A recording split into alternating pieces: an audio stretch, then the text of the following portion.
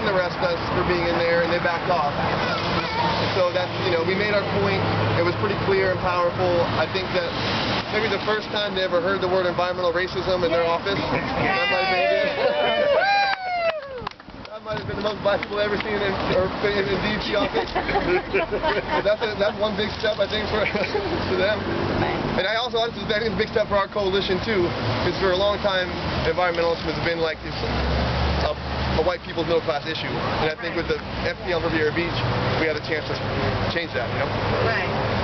To show that's about not just about the environment as outside of us, but also our own communities that we live in. So I don't know, should we put the proposal out there for December 13th? Yeah, why not? Oh, December 13th, we plan on having vigil. First of all, that the vigil.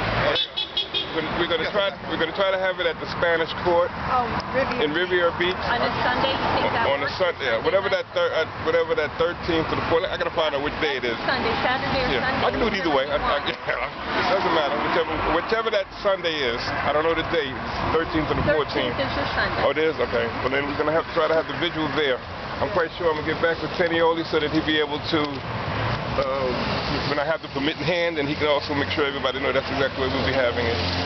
And it's a good location. It's about just like this on the corner, and there's a bridge right there, so we can make use of the sign, you know, at the same time.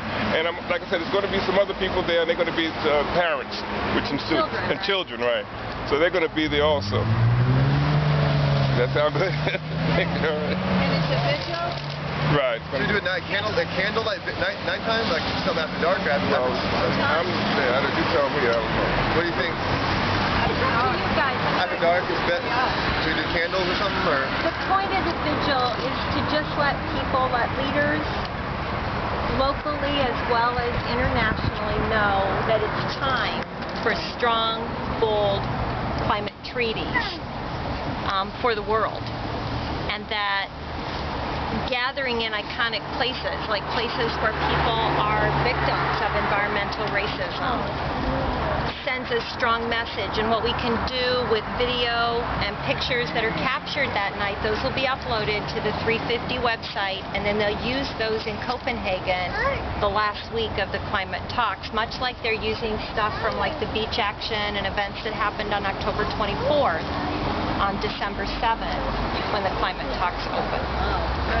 So December 13th, too late then for the vigil? Well, that's halfway through. The talks start on the 7th, and so that's why they're calling for action the 11th, 12th, and 13th as an opportunity, because we'll know what's going on by then. I mean, at that point, you can react to the action or non-action.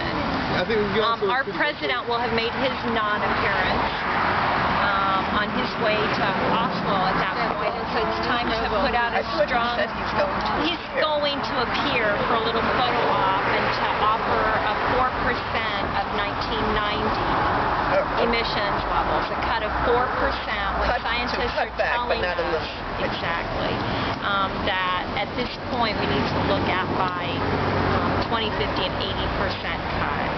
By 2020, he's suggesting a 4% cut of 1990 levels. It's lame and it's inexcusable. So by then we'll know what he says. I mean, he's expected to appear there on the 10th for his photo op on his way to collect the Nobel Peace Prize.